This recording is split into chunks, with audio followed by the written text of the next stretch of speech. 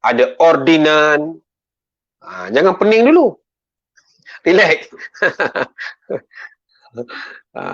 Okey. Jadi kita nampak di sini perlembagaan ada 6 je. Cikgu minta pelajar ingat. 1 ialah undang-undang tertinggi. 2 asas. Kita tengok yang muka surat tadi kan. Yang ketiga ialah digunakan untuk mentadbir negara. Okey. 4 183.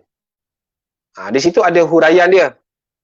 Dan yang kelima yang keenam pembagian kuasa. Jadi kalau kita ingat betul-betul, insya-Allah bolehlah kalau kita tengok soalan, cuba tengok soalan 2015. Dia tanya mudah je. Apakah maksud perlembagaan?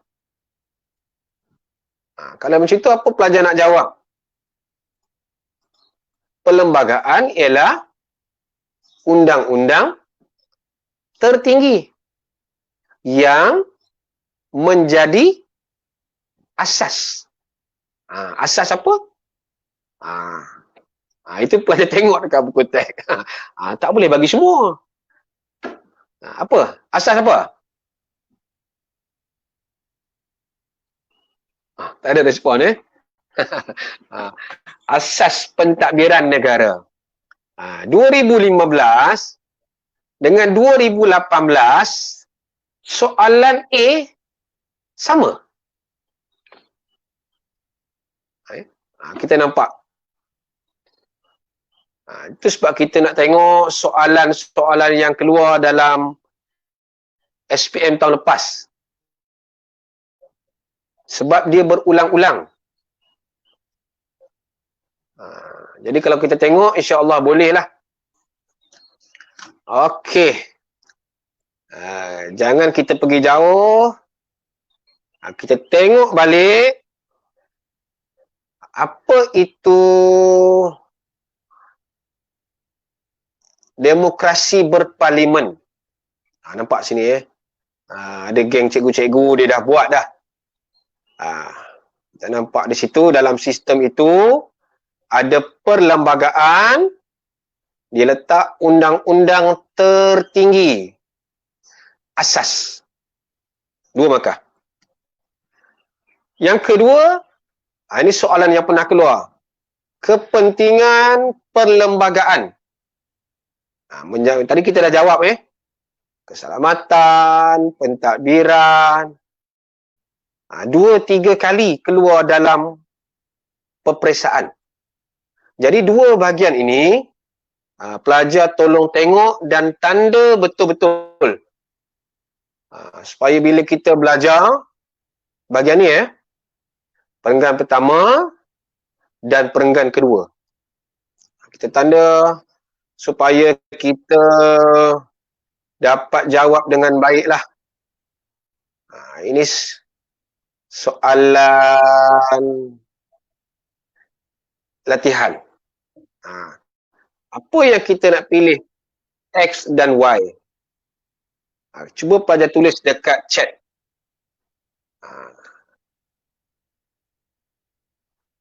X, Y. Dia bagi satu stimulus, dia kosongkan X dan Y. Apa yang tak ada? Kalau tengok pada sini, muka surat awal ni, di sini, apa yang tak ada?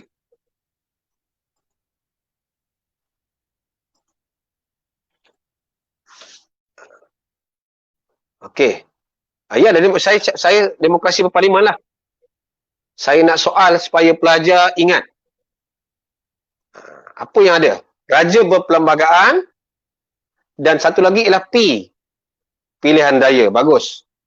Okey, kita flashback yang kedua. Apakah kepentingan perlembagaan? 3 markah. Tadi dah tunjuk. Apa guna perlembagaan? Ini kepentingan. Kita nampak bila kita nak menjawab, kita garis macam itulah. Kepentingan perlembagaan kepada negara. Menjaminkan, good, Farhana, betul, 1 markah.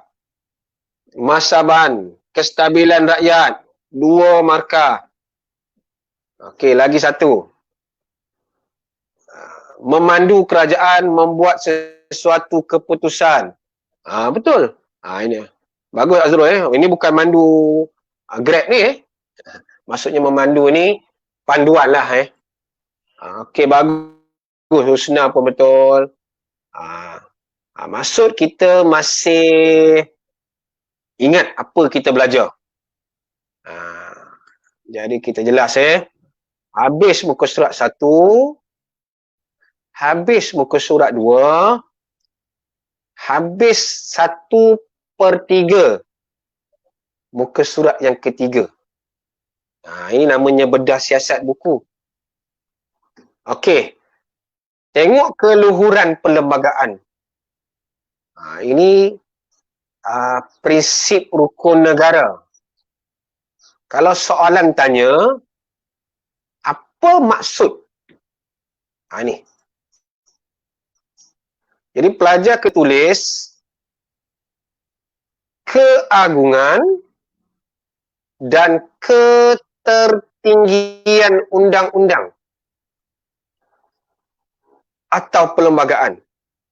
Maksudnya tingginya undang-undang kita ni. Di mana dia sambung semua jenis undang-undang yang bercanggah tidak sah. Maksudnya undang-undang negeri kalau bercanggah dengan undang-undang persekutuan dia terbatal. Undang-undang persekutuan paling tinggi. Macam nak jadi peguam pula kau hari ni. Okey, tak apa. Okey.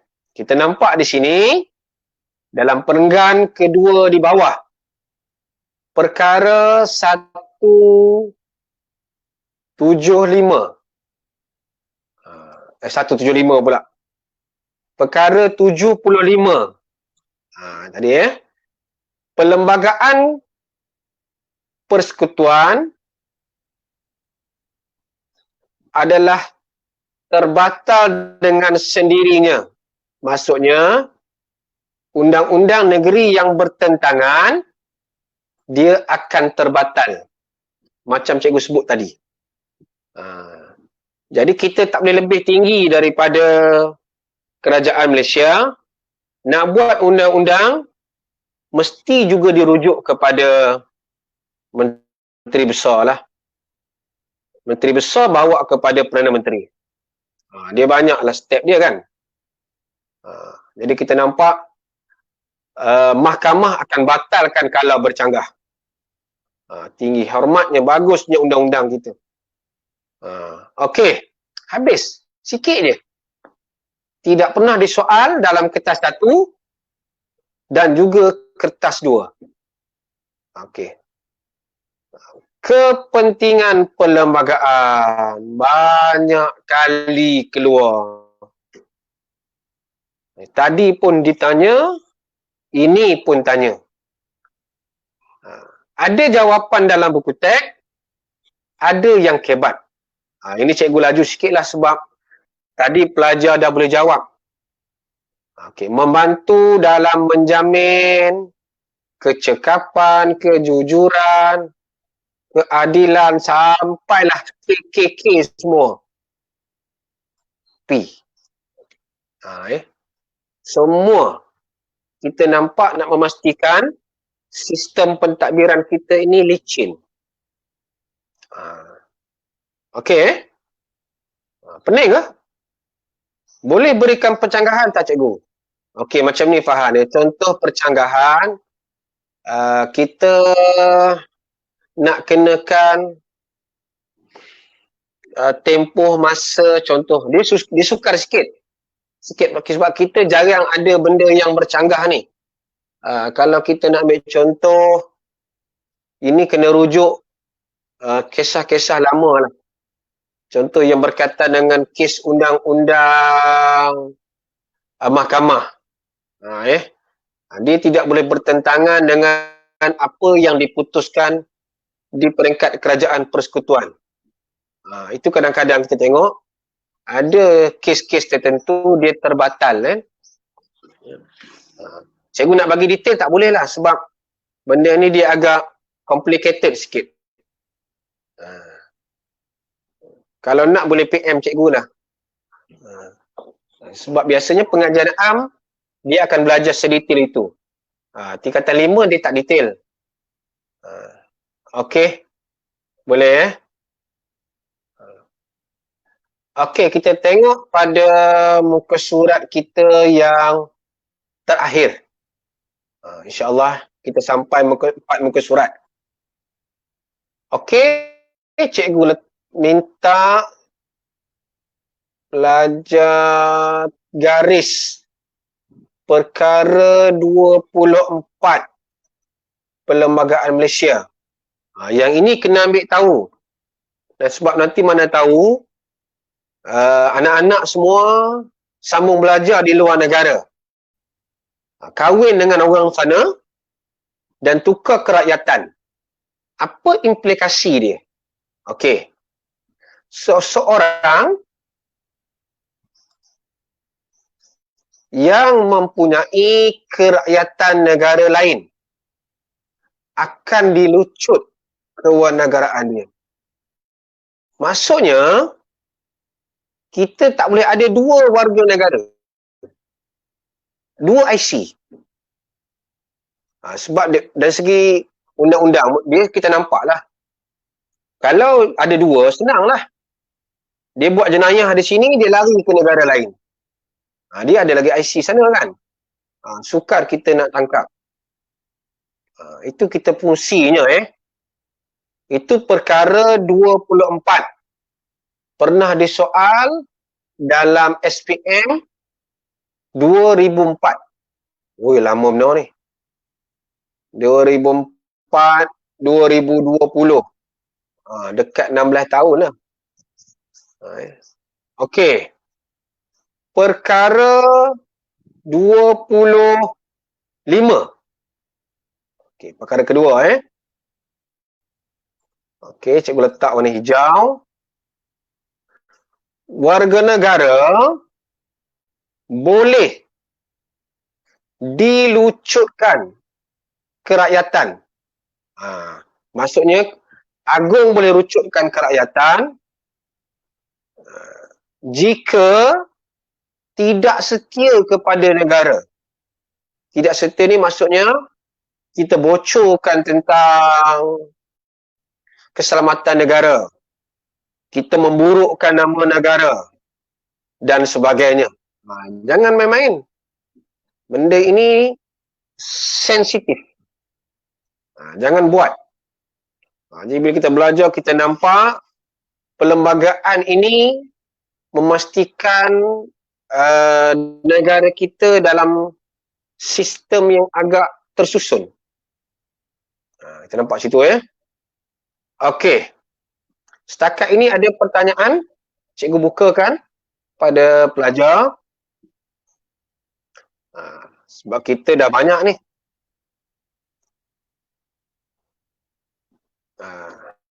Kalau bukan bulan puasa, dah boleh minum Nescafe. Okey, masih tak ada tak apa Sambil-sambil kalau ada cikgu nampak lah cikgu baca. Bukan boleh baca semua kita baca mana-mana yang sempat Okey. Perkara yang ketiga. Perkara 153. Ingat ada 3 perkara dalam muka surat ni. Perkara yang pertama 24, 25, 153. Jangan gelak Usna. Okey. Dia perkara ni memperuntukkan yang di-Pertuan Agong berperanan menjaga, memelihara hak istimewa serta kedudukan orang Melayu, Bumi Putera Sarawak dan Sabah. Ini yang di-Pertuan Agong dia akan jaga. Isu-isu yang berkaitan dengan hak istimewa ini perkara sensitif. Kita jangan bincangkan di Facebook. Kita mungkin bincang-bincang masuk penjara ke mana. Jadi kita tengok dalam kita nak menulis, dalam kita nak mengomen, jangan kita komen perkara yang sensitif. Okey, 153 ni nampak bawah ni. Dilaksanakan dengan berhati-hati. Sebab apa? Kita ni negara majmuk. Tidak mengabaikan kaum lain. Jadi kaum lain pun tetap dijaga oleh yang di-Pertuan Agong selaku pemerintah tertinggi negara kita. Kita nampak yang lain ni kita baca je. Kita nampak, kita baca. Okey. Senang aja. Nak belajar dengan tumpuan lebih kurang 1 jam, kita dah habis 4 muka surat. Kawan-kawan kita yang di rumah yang tidur, apa tak dapat. Orang Perak panggil apa tak hair. Okey. Pindaan perlembagaan. Yang last ikut. Berapa kali last Okey, cuba tengok di situ. Pelajar tulis pada sudut tepi buku teks sebab dan syarat. Ini penting ni. Cikgu dah tulis awal-awal sebab pernah keluar dalam SPM. Sebab syarat. Okey, kita tengok satu persatu. Kalau kita tengok soalan, kita nampak rukun negara. Di sini tadi 2 contoh peruntukan. Tengok C ni. Perkara sensitif yang tidak boleh dipersoalkan oleh mana-mana pihak. Tadi cikgu dah sebut dah. Okey, sekejap ya. Aitra Games. Kertas 3 belum pernah keluar ni, bahagian ni. Tahun ni adalah kertas 3 yang terakhir. Sonok kan? Adik kita tingkatan 4, dia tak ada kertas 3. Okey, saya sambung balik. Perkara sensitif yang kita jangan bincangkan, hak istimewa, bahasa. Itu contoh 2 tu, jangan sentuh. Kita jangan sentuh sebab dia sensitif. Agama. Itu sebab kalau orang sentuh tentang agama, cepat saja ditangkap kalau tidak kena dengan sensitiviti masyarakat negara kita. Kita hati-hati Okey. Kita tengok sedikit soalan yang ada. Dia tak banyak soalan dalam bahagian ini yang boleh kita soal Kita tengok satu lagi kebat. Raja berperlembagaan menjamin kedaulatan negara. Di sini, pelajar boleh ambil jawapan yang agung tadi. Menjaga hak istimewa, menjaga bahasa, menjaga semua kaum negara kita. Itu dah jawapan. Sebab dia nak 2 markah saja. Menjaminkan kedaulatan. Okey, soalan D. ada segelintir pihak mempertikaikan amalan raja berperlembagaan. Ini memang ada. Macam mana kita nak menghapuskan persepsi negatif? Okey, cikgu buka soalan kebat ini kepada anak-anak. Macam mana kita nak pastikan rakyat kita tidak mempertikaikan sistem raja berperlembagaan? Dia nak 3 markah. Cadangan saya untuk menghapuskan persepsi negatif ini dengan cara apa dia? Cikgu tunggu respon pelajar.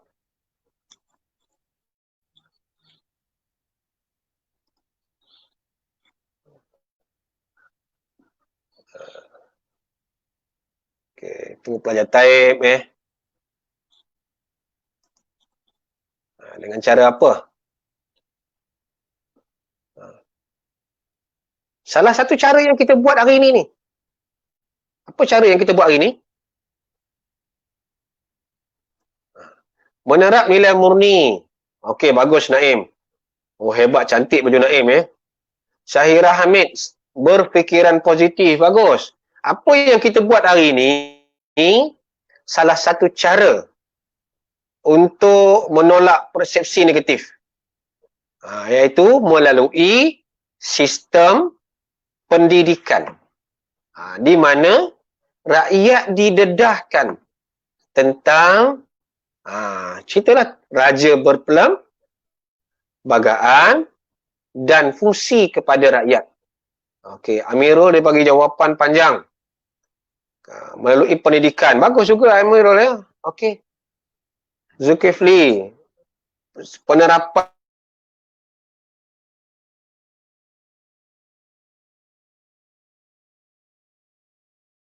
syirik. Tengok semula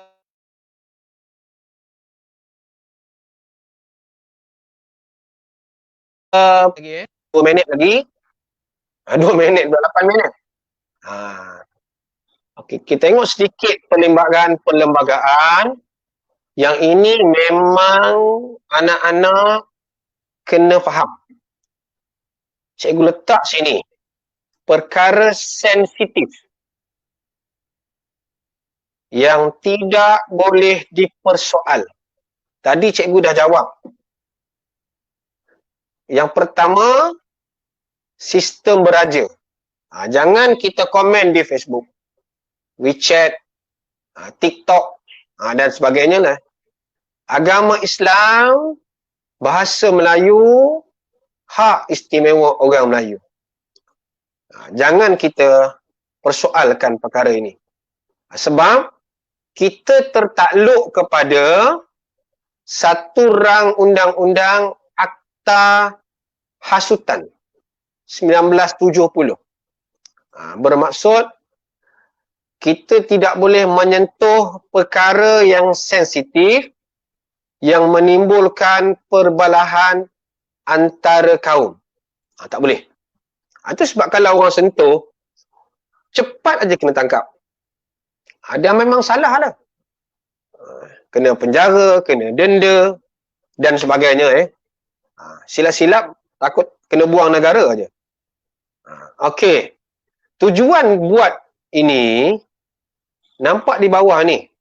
Ini kebatlah untuk memelihara keharmonian masyarakat berbilang kaum. Okey, itu perkara sensitif. Soalan yang ditanya kedua, pindaan. Antara pindaan yang besar, ini, saya garis, Parlimen kita telah memasukkan imuniti kekabalan yang di-Pertuan Agong atas kesalahan jenayah.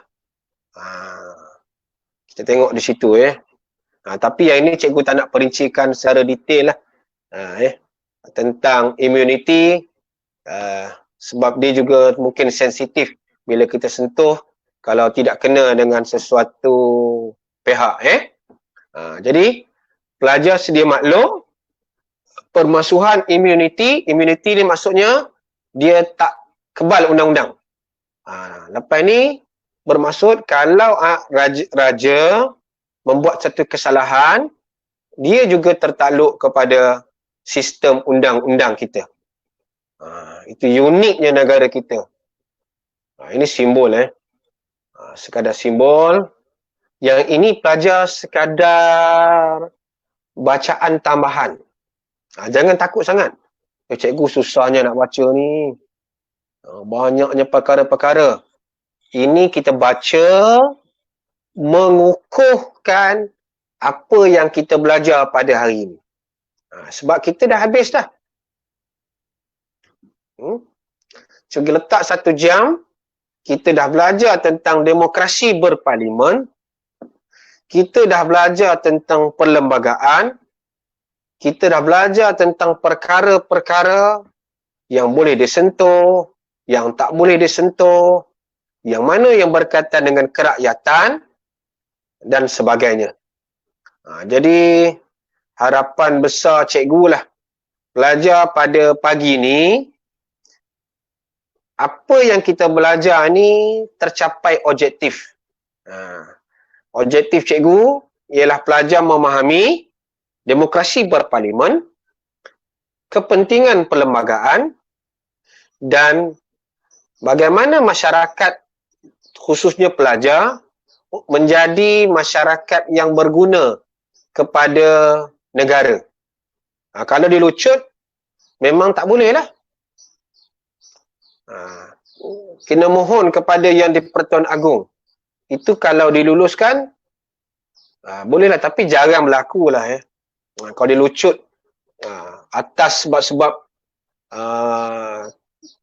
membocorkan rahsia, memang tak boleh kot. Sebab kerakyatan, lagilah siapa suruh pilih kerakyatan negara lain. Jadi kita hati-hati di sini. Itu sebab negara kita ni negara yang unik. Itu sebab kalau kita jawab, apakah keunikan sistem pemerintahan negara? Pelajar boleh jawab. Okey, pelajar. Cikgu buka 2-3 minit. Jam menghampiri pukul 10. Untuk pelajar kemukakan soalan, untuk kita berkongsi. Jadi pelajar boleh lihat channel cikgu Santai Sejarah SPM. Cikgu dah masukkan tajuk-tajuk fokus di situ. Di situ Jadi pelajar tengok macam mana cikgu tunjukkan cara menjawab soalan. Cikgu dah masukkan 4 bab dah. 1, 2, 3, 4. Tingkatan 4. Hari ni nak masuk bab 5. Struktur dan esei. Jadi cikgu harap pelajar boleh mula tengok-tengok lah. Okay, terima kasih Farah, sama-sama. Cikgu doa Farah berjaya juga. Farah Hana 3-4. Nomi, terima kasih. Sama-sama. Fadira, terima kasih. Fadira ni anak murid cikgu ni kot. Okey. Nur Harliza, kalau dia lucut negara lain, dah dia lucut negara lain, tak faham, cikgu tak faham soalan. Kalau negara sana pun lucut, itu unik tu. Jangan, senang cerita, jagalah. Jangan mohon kerakyatan negara lain. Jadilah rakyat negara Malaysia. Negara yang ku cintai. Okey, terima kasih Amirul. Kita jumpa lagi di lain masa. Terima kasih Syaira. Saya doakan dapat semua yang hadir hari ini. Cikgu doakan semua dapat A. Dan kita terima kasih juga kepada channel e-didik. Tim dia yang membantu menguruskan dan mengadakan kelas kita. Bukan subjek sejarah aja. Semua subjek. Jadi boleh rujuk channel e-didik untuk mendapat info. Okey, terima kasih daripada cikgu. Terima kasih stay at home. Cikgu doakan semua berjaya. Assalamualaikum warahmatullahi wabarakatuh.